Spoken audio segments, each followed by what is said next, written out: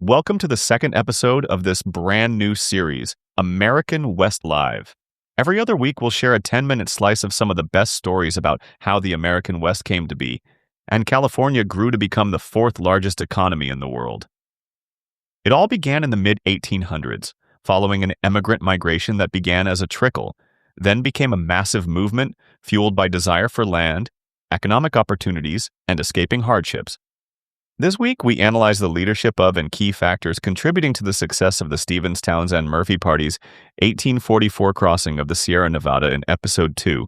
We hope you enjoy. Welcome to the Deep Dive. This is where we take your curiosity, dig into the sources you send us, and basically try to get you up to speed fast. Make you the expert, quick. Exactly.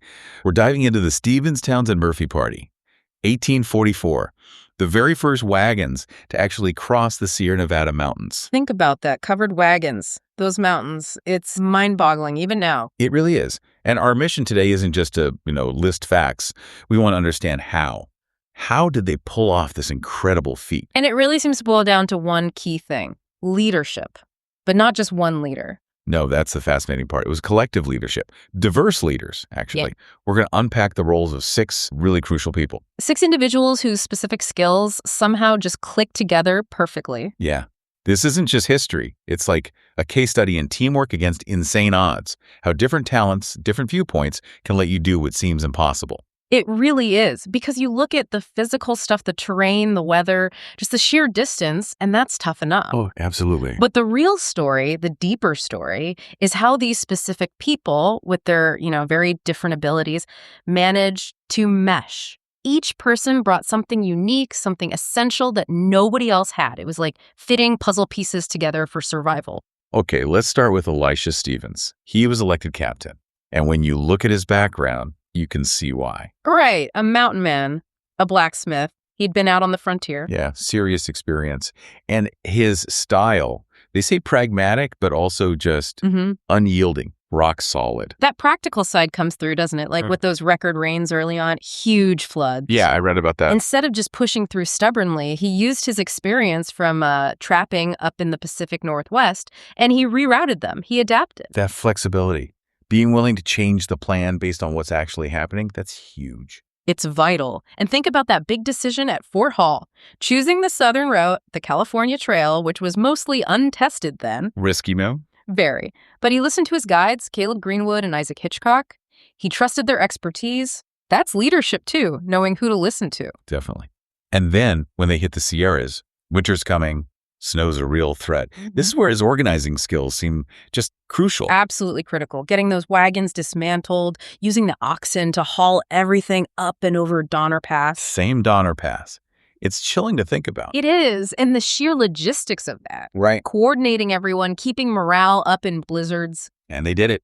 No lives lost during that crossing. That just speaks volumes, right? It really does. There's that quote, "We had great confidence in our leader." Simple, but powerful. So what do you think built that confidence?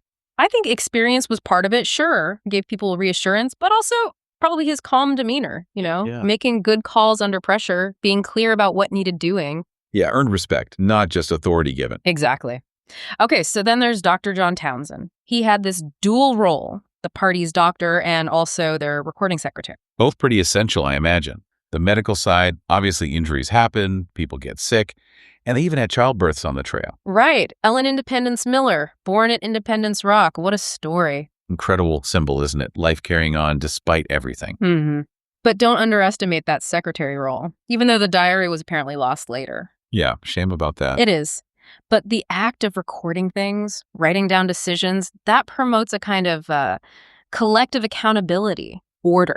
Right, it shows an intention. And they describe him as a vision-seeking grand adventure. So he wasn't just thinking about getting through the day. No, he was looking ahead. And you see that after the journey, too. He becomes California's first licensed physician up in Sacramento. Shows that adaptability again. Now, Martin Murphy Sr., this guy was leading a huge group, 23 family members. Just imagine the logistics of that alone. Seriously. And his motivation was different, too, right? Seeking religious freedom, coming from Irish Catholic roots. Adds another layer to why people made these journeys. It does. And leading family, that takes a special mix of, being the patriarch, but also a really sharp manager. They talk about his managerial grit, especially later in the Sierras when food was running low. That's a tough spot for any leader. He enforced rationing, but made sure the kids and pregnant women were prioritized. That takes real toughness, real foresight. And like Townsend, his story doesn't end at the trail's end. He buys this huge ranch, 9,000 acres. Became a major hub, apparently. Really helped shape the Santa Clara Valley. And got involved politically, too, joining Sutter's forces.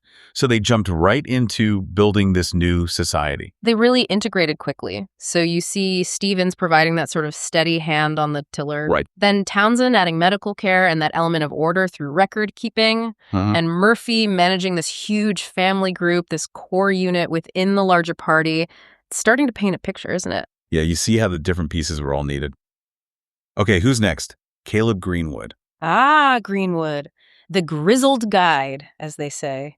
81 years old on this trip. 81. That's incredible. A veteran of the Astor and Lisa expeditions. This guy knew the West. Understatement, yeah. His trapper instincts were probably second to none. Mapping routes, pushing for that Humboldt River shortcut. He understood the land in his bones. And that collaboration with Chief Truckee down at the Humboldt Sink, finding the Truckee River route. That's fascinating. Greenwood's know-how plus Truckee's local knowledge? Exactly. Different kinds of expertise coming together. And Greenwood, having lived with the Crow people, he had these crucial communication skills. So not just navigating rivers, but navigating, cultural interactions, too. Precisely. Diffusing tensions, negotiating passage, that was vital. And tragically, his value is highlighted later when he went back to try and help the Donner Party. Shows what happens when that kind of expertise isn't there. Yeah. Okay, then Isaac Hitchcock, the tactical pathfinder. Right. His edge was prior knowledge. He'd been on fur trading trips into California back in the 1830s. So he kind of knew the destination terrain already? Some of it, yes. And that paid off hugely at the Big Sandy River. He proposed a cutoff. The one that saved them several days. Yeah, maybe 3 to 5 days, which sounds small, but think about it. That could be the difference between crossing the Sierra before the heavy snows or not. Like the Donner Party again. So that wasn't just reacting, it was anticipating.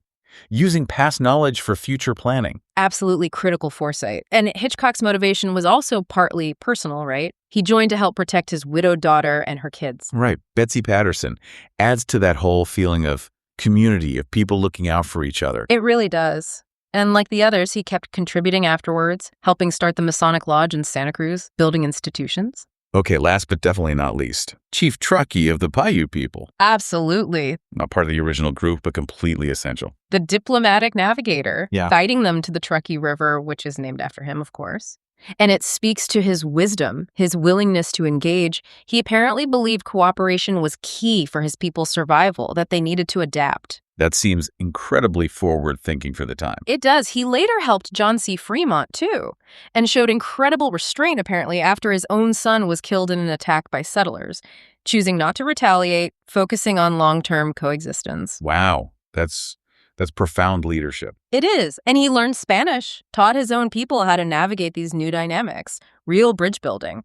So, okay, let's pull it all together. You have all these individuals, Stephens-Townsend, Murphy, Greenwood, Hitchcock, Truckee. And what you see is this incredible collective success. It wasn't one hero. It was how their different strengths work together. Right. You had the decisiveness, Stephens picking routes, Hitchcock's cutoff idea, Greenwood's navigation. Then the organization, Townsend's records, Murphy managing food and family, Truckee pointing them to vital resources like the river. And just sheer grit, right? Yeah. Getting through blizzards, having babies on the trail, crossing 2,000 miles of God knows what. Unbelievable grit. Plus communication, negotiating with different groups, keeping records, Murphy leading his big family. It really drives home that point. Huh.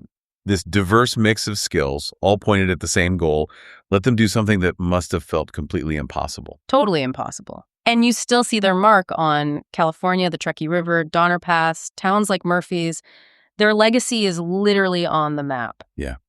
So this deep dive, it really shows that their success wasn't about one person being amazing. It was about the group. Diverse leaders, complementary skills, working together when things got incredibly tough. That's the core takeaway. Collective strength through diversity in the face of just extreme challenges. And for you listening, especially if you're interested in getting smart on topics quickly, this story, it offers more than just history, right? Oh. Understanding how they succeeded, the dynamics between these leaders, It shows how even huge obstacles can be tackled when you bring different talents together effectively. Yeah, when people contribute their unique piece of the puzzle. So maybe a final thought to leave you with. Think about the challenges you face. Your own uncharted territories, maybe at work or in your community or just personally. Mm-hmm. What kinds of different skills, what kinds of diverse leadership qualities might be needed to navigate those unknowns? What can we really learn from this 1844 journey about the power that comes from people uniting with their unique strengths? Something to think about. Look for more American West Live deep dives every other week right here, or head over to our website at historyxp.org or YouTube channel at History Expeditions. We provide links in the show notes. From all of us at History Expeditions and the Sunnyvale Heritage Park Museum, we look forward to seeing you on the trail.